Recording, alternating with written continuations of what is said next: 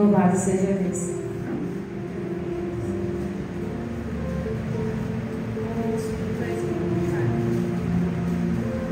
Primeiro Samuel 17.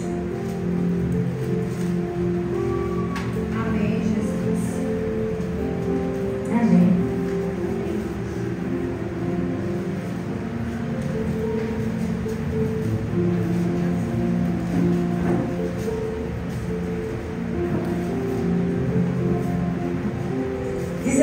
Versículo 1, que diz o seguinte: E os filisteus ajuntaram seus arraiais para a guerra, e congregaram-se em Socó, que está em Judá, e acamparam-se entre Socó e Azeca, no termo de Damim.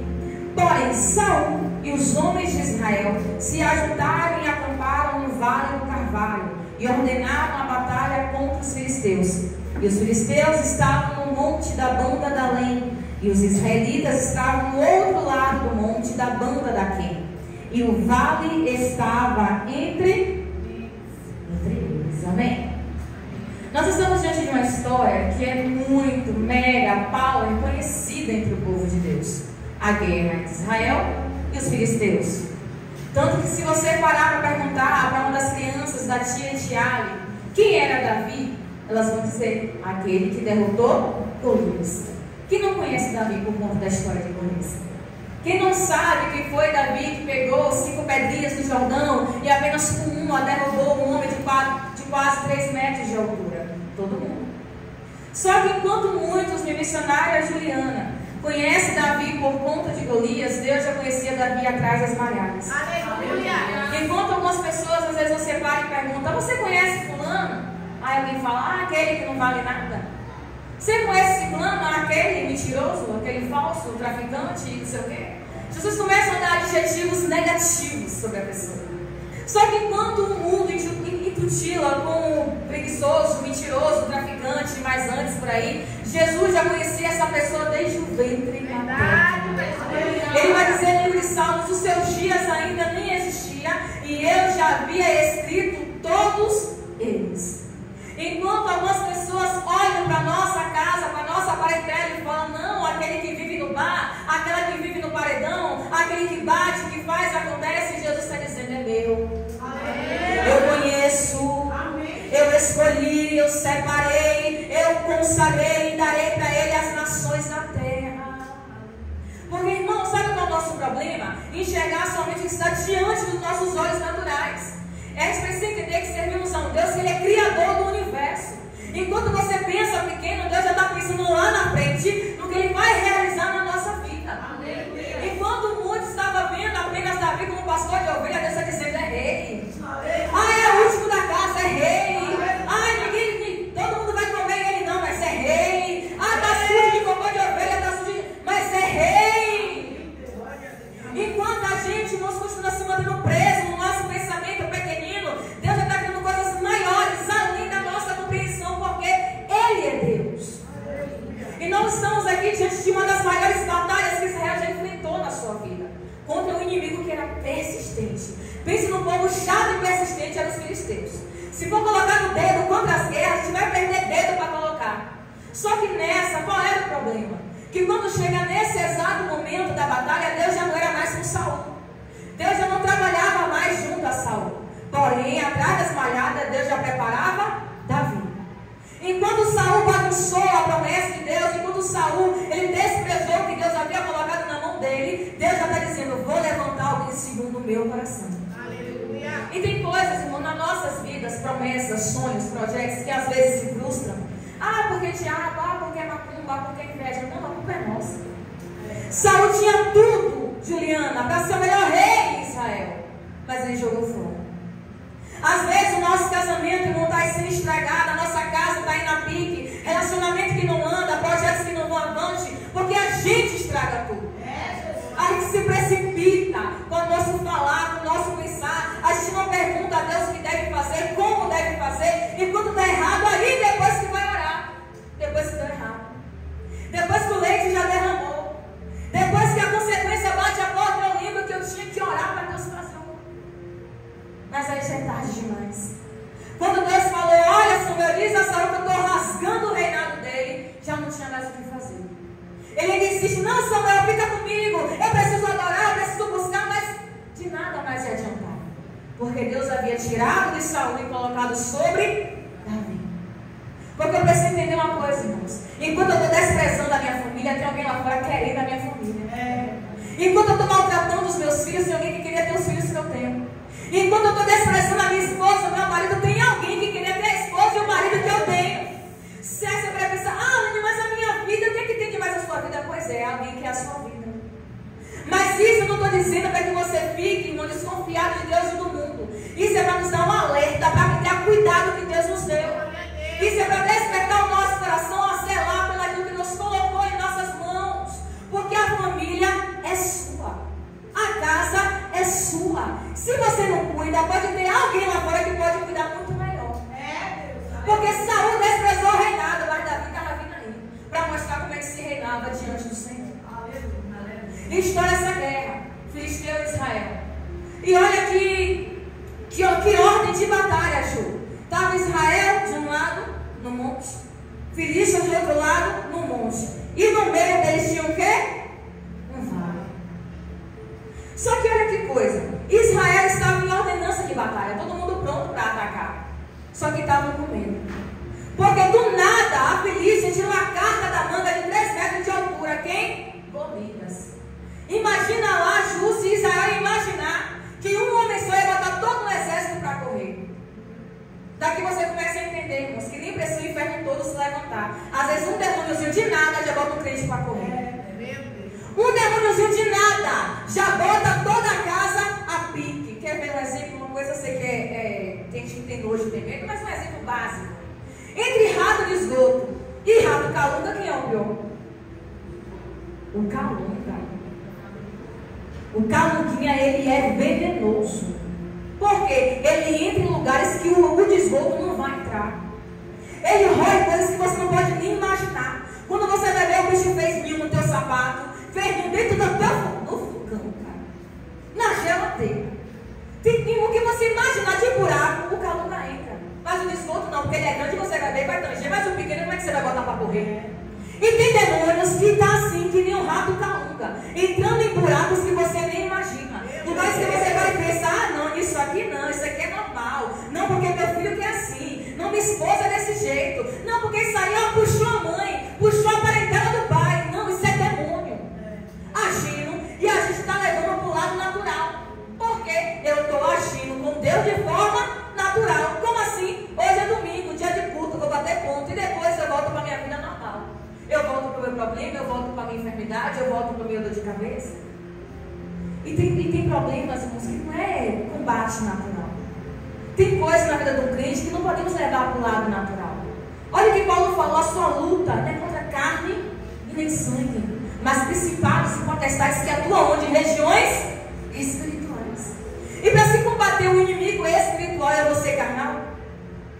Para se combater o inimigo espiritual, irmãos, eu vou ler a Bíblia quando eu acho que eu tenho que ler? Eu vou orar quando eu acho que eu tenho que orar? Eu vou consagrar quando me dá vontade de consagrar? Não! Porque o diabo não descansa, o diabo não tira férias, é 24 horas e ainda tem hora extra para ele. Mas o crente só quer fazer alguma coisa quando o problema já está indo de mal a pior. A pessoa toma uma posição diante de Deus, quando o problema já não tem mais o que fazer, aí vai tomar posição diante do Senhor. Quando perde o controle, quando perde o respeito, quando perde o temor dentro de casa, aí lembra que é crente. Aí lembra que tem um Deus que é poderoso. Aí lembra que Deus pode. Por que não pensou antes? Por que não vigiou antes? Por que não temeu, não guardou a palavra antes? Saul estava em posição de batalha, mas espia. Quando Golias coloca o pé, Israel recua.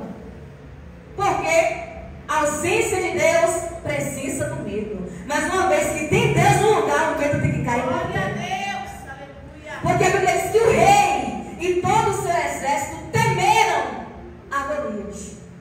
Saul não tinha mais Deus.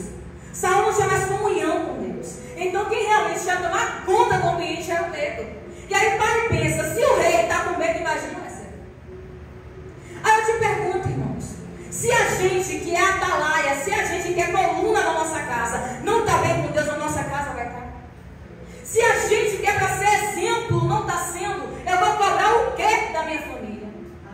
Se eu, que é para ser luz na minha casa, não estou sendo luz, como é que eu vou cobrar alguma coisa de quem está em treva? Como é que eu vou cobrar da minha casa o que eu preciso fazer?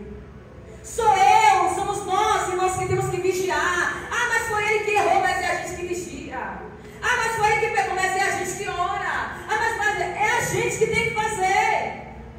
Presta atenção. Deus não era mais com Saul, ok, mas ele ainda era rei. No mínimo, uma palavra de incentivo. Não, vambora, que Deus vai ser conosco. Mesmo Deus não sendo. Mas vamos uma palavra de incentivo. Não, vamos, homem, vamos, levanta, pega a espada, pega o escudo, vambora. Ninguém te pega, vai perder com orgulho. Uma palavra de incentivo qualquer. Mas ele foi o primeiro a correr da batalha. Porque Deus não era mais com ele. E aí quem chega, como quem não quer nada, no meio da guerra, Davi. Porque chegou o momento de Deus agora revelar o seu propósito na vida de Davi. Chegou a hora, ou melhor, de Deus executar o propósito dele na vida de Davi. Porque quando Davi chega ali para dar alimento aos seus irmãos, ele começa a sondar o que estava acontecendo. Olha que coisa. Davi, primeiro Juliana, começa a observar o cenário. Porque para Davi não era normal Israel estar escondido. Para Davi, a pastora Camila, era um cenário ao contrário do que ele sabia. Porque Israel era um povo forte. Israel entrava na batalha em 5 minutos, Andressa, já saía de lá vitorioso. Davi agora chega no cenário de guerra e encontra Israel encolhido por causa da opressão do inimigo. Então para Davi aquilo não era normal. Ele procura saber o que está acontecendo aqui. Por que Israel está escondido? Por que todo mundo correu? O que está havendo aqui? Quem foi que está afrontando o exército do Deus vivo? Davi se preocupou com a guerra que nem era dele, mas falava a respeito dele, porque era o povo dele. Você começa a entender?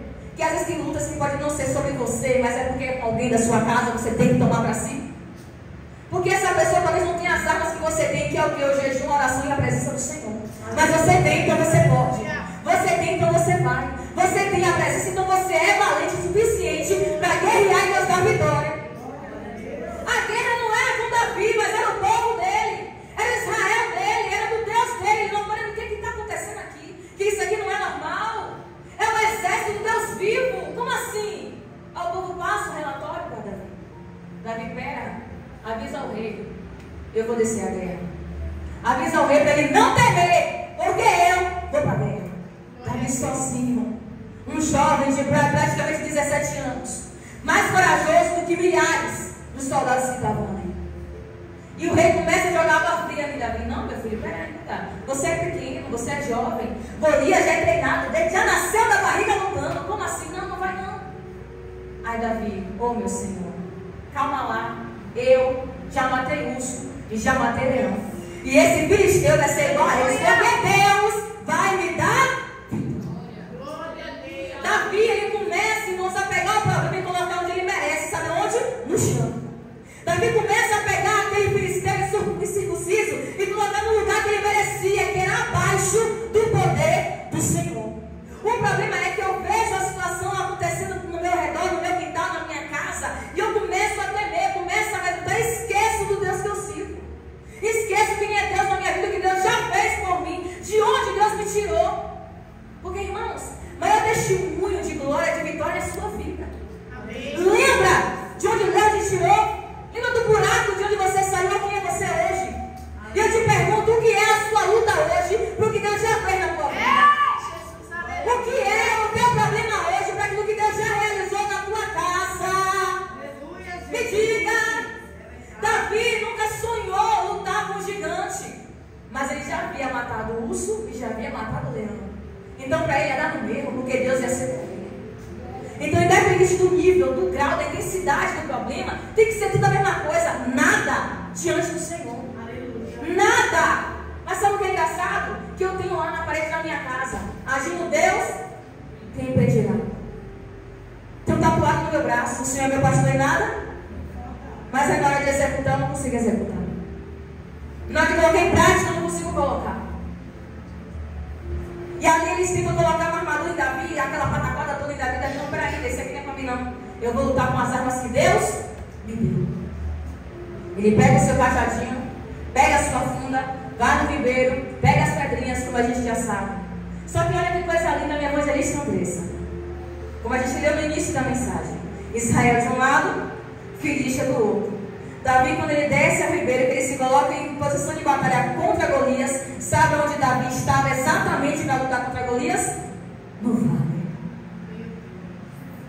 E sabe o que é lindo? Que anos depois, minha missionária Juliana, Davi vai escrever: ainda que eu andasse pelo vale da sombra da morte, não temerei mal algum, porque tu estás comigo. Davi, quando desce a guerrear com Golias, ele se coloca de frente com a morte.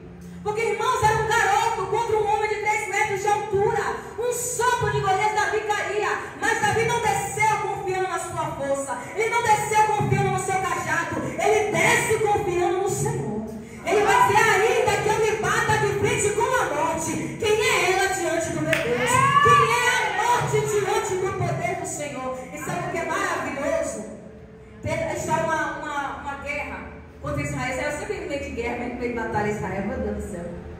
A Síria dessa vez se levanta contra Israel. Lá em 1 Reis capítulo 20. E aí os sírios, irmãos, vai para cima de Israel. Só que Deus dá a vitória. E os sírios voltam revoltados com raiva, porque perdeu contra Israel. Só que eles mandam um deboche, né, pastora Camila? Sabe por que Israel ganhou? Porque o Deusinho deles é Deus de monte. Manda descer pro vale que o bicho vai pegar. Só que quando Israel estava lá caçando força, se restabelecendo, Deus disse: olha, se preparem, que daqui a um ano vai vir problema de novo. Se preparem, se abrem, se forjem, porque daqui a um ano o inimigo vai se levantar de novo. Beleza. Israel aposta, preparado para a guerra, para estourar a qualquer momento. E quando eles se preparam de novo, irmãos, em frente à batalha, se levanta o profeta e fala para o rei de Israel na época que era Acabe: Acabe, assim diz o Senhor, os sírios saíram daqui dizendo: o Deus deles é Deus de monte, por isso que ganharam. Mas agora, assim diz o Senhor, eu vou mostrar para eles que sou Deus de monte e sou Deus de vale. E Deus deu vitória no meio do vale. Você precisa entender que, independente da situação, Deus é Deus em qualquer situação. Quando Davi se coloca em frente com Golias, ou melhor, de frente com a morte, olha o que ele fala: você vem contra mim com espada, com escudo e com lança, mas eu vou derrubar você no nome do Senhor dos Exércitos, a quem você tem apontado. E tem mais, Golias, e Deus vai dar a tua cabeça na minha mão, para que todo mundo saiba que Deus não vence guerra com a espada, porque do Senhor é a guerra. E é isso que você tem que entender nessa noite. Não importa a morte, enfermidade, afronta, você vence pelo poder do nome de Jesus. É pelo poder do nome de Jesus. Olha que coisa, anos depois, Davi vai declarar o que ele sentiu nessa guerra aqui. Ele estava no vale da sombra da morte. E a gente sabe, irmãos, que um dos inimigos mais temíveis para o homem é a morte. Ninguém aceita, ninguém quer, ninguém espera. Não é que você já nasce com prazo de validade. Mas ninguém aceita perder a morte. Só que você tem que entender que você serve a Deus, que foi a morte que perdeu para ele. Aleluia! Porque lá em Romanos vai dizer: onde está a morte? A tua vitória está nas mãos do nosso Salvador. Eu não sei qual a guerra, qual gigante que se levantou contra a tua vida. Você vai descer e vai vencer no nome do Senhor Jesus. Sai daqui hoje com essa guerra garantida, porque olha o que fala Salmos 46, porque Ele é aquele que quebra o laço, quebra o arco, corta a lança, queima os carros no fogo, e ainda fala mais: aqueitai-vos e sabeis que eu sou Deus, e serei exaltado sobre as nações. Então somente acalma o teu coração nesta noite, aquieta a tua alma. Você pode estar passando no vale, mas Ele vai passar junto com você. Um salmo bem conhecido para a gente levantar para orar, Salmo 91, 15, minha pastora Camila: estarei com Ele na angústia. Deus não fala: eu vou tirar. Deus fala o quê? Estarei. Depois livrarei e depois glorificarei. Mas primeiro Ele entra no vale com uma história linda e maravilhosa que todo mundo conhece. 3 jovens.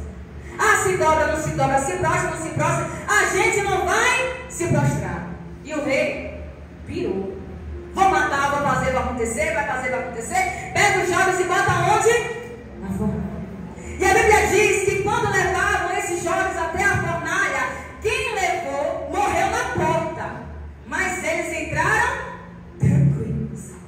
E tem gente que diga, minha diaconisa Juliana, porque o quarto homem da fornalha. Vamos mudar isso aqui hoje. Ele não é o quarto, não. Ele é o primeiro. Porque quando eles entraram, Jesus já estava lá. Venha que eu vou mostrar quem sou eu no meio do fogo. Eu não sei qual o fogo está ardendo hoje, mas entenda, ele vai entrar junto com você. Eu não sei qual o mar que você está passando. Ele caminha junto com você. Porque hoje você vai vencer. É no nome do Senhor dos Exércitos. Se coloque de pé, vamos orar em nome de Jesus.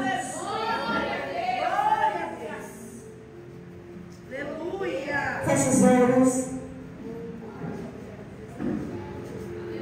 Se ligue com Deus.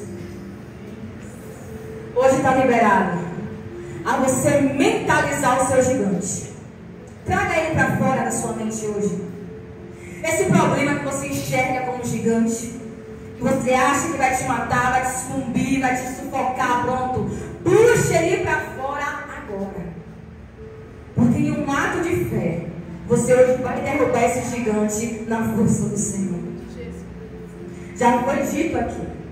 Posso todas as coisas naquele que me fortalece. E Paulo ainda fortalece mais a palavra. Fortalecei-vos no Senhor e na força do seu poder.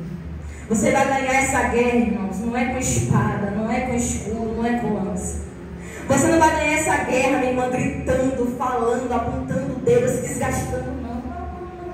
Hoje você vai aprender a guerrear sem espada. Hoje você vai aprender a guerrear sem escudo. Hoje você vai aprender a guerrear de uma forma inusitada, adorando. Hoje você vai aprender a lutar, exaltando. Hoje você vai aprender a descer a guerra, bailando diante do Senhor, porque você vai entrar convicto da vitória. Pai, obrigada, Senhor, por este culto. Obrigada, meu Pai, por esta noite, por essa palavra, pelos louvores, pelas orações. Pai, quantas pessoas, Senhor, nesta noite enfrentando guerras ferrenhas. Senhor, enquanto Israel de um lado, Filisteu do outro, foram 40 dias, meu Pai, de tensão, 40 dias de ameaça, 40 dias Golias gritando, eu quero alguém para lutar comigo, manda alguém para lutar comigo. E às vezes, meu Senhor, estamos há 1 ano, há 2, há 10 anos, Senhor, vivendo a mesma guerra. Há dias vivendo a mesma aflição, dormindo e acordando com o mesmo problema. Pai, às vezes já não tem nem mais lágrima para chorar, não tem nem mais palavra para expressar, já não sabe mais o que fazer. Mas hoje, Senhor, Tu disse que não é somente Deus de monte, mas também vai ser Deus no vale. A Tua palavra hoje nos garantiu que o Senhor vai passar esse vale junto conosco. Então, Deus, eu oro e peço, fortalece a Tua igreja agora, anima o Teu povo agora. Pai, repreende o medo, repreende o pavor, o cansaço, a fadiga, a vontade, Pai, de desistir de jogar para cima. Pai, nessa hora eu te peço, desce com renovo, desce com graça, desce com Teu poder, meu Pai, porque é na força do Senhor, Deus. É na força do Senhor. Declare isso, querido, é na força do Senhor. Olhe para o teu problema e declare, é na força do Senhor. Eu vou derrubar esse problema, é na força do Senhor. Profetiza, eu vou passar, é na força do Senhor. Eu vou pisar, é na força do Senhor. Eu vou vencer, é na força do Senhor, Pai. Então derrama da Tua força nesta hora. Vai, derrama da Tua graça nesta hora. Eu não sei qual é o gigante, eu não sei qual é a peleja, eu não sei qual é o exército que se levantou. Só que maior é o Senhor, poderoso é o Senhor. Tu és a nossa bandeira, Tu és a nossa torre forte, Tu és general de guerra, Pai, que nunca perdeu batalha. A Tua palavra diz que Tu és aquele que cavalga sobre as nuvens. A Ti, Pai, é dado todo o poder no céu e na terra. A Ti pertence toda a glória, toda a honra, toda a exaltação. Então, Pai, entra nessa peleja, entra nessa luta. Pai, Moisés declarou, ei,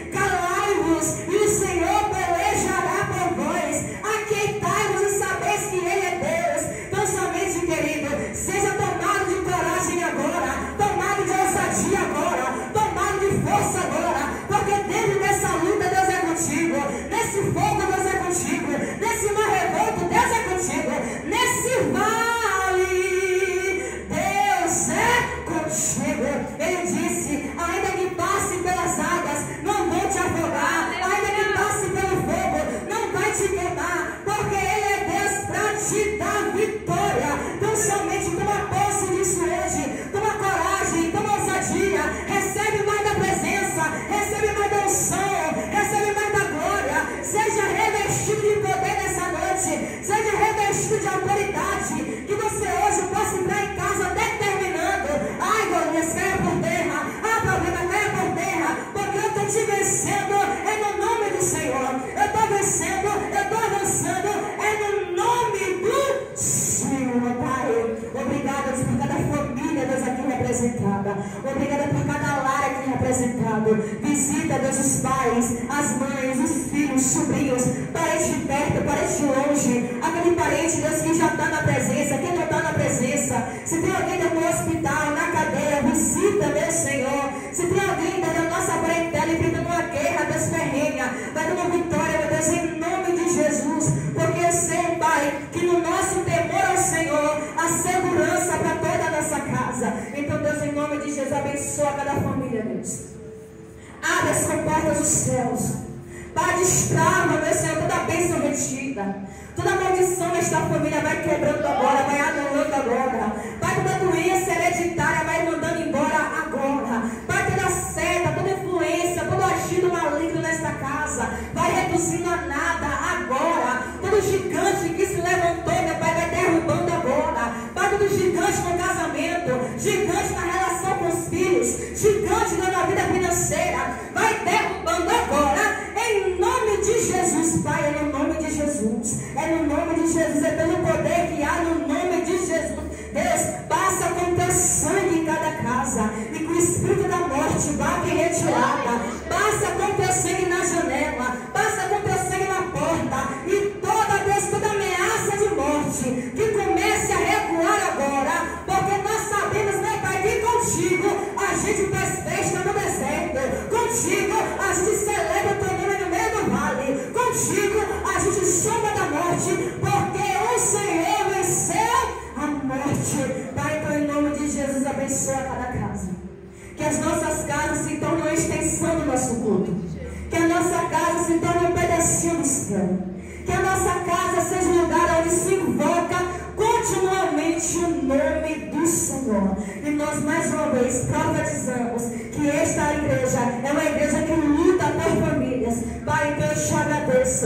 E eu tenho certeza que haverá, Senhor, lares restaurados aqui neste lugar. Lares, meu Pai, onde o altar do Senhor será levantado e testemunhos serão gerados para a glória do teu nome. E quem toma posse, aprova, Senhor, dessa igreja.